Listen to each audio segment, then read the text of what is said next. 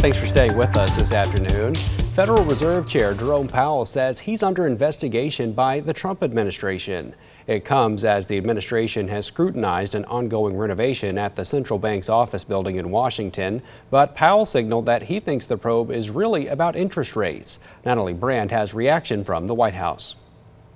Public service sometimes requires standing firm in the face of threats. In a rare video statement, Federal Reserve Chair Jerome Powell revealed the Justice Department served grand jury subpoenas Friday, threatening a criminal indictment related to his congressional testimony last June about renovations at the Fed office building. The Trump administration has criticized the project, estimated at $2.5 billion, as costly and ostentatious.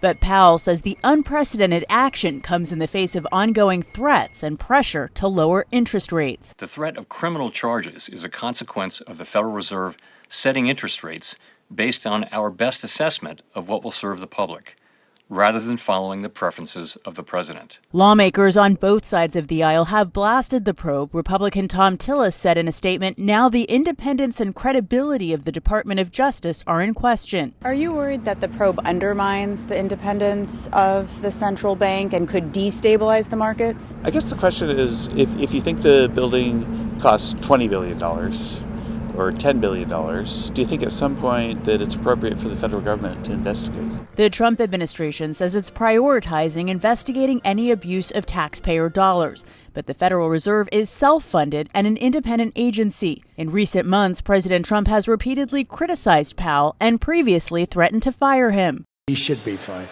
Guy's grossly incompetent. Powell's term as Fed chair ends in May, but he remains on the Board of Governors until 2028.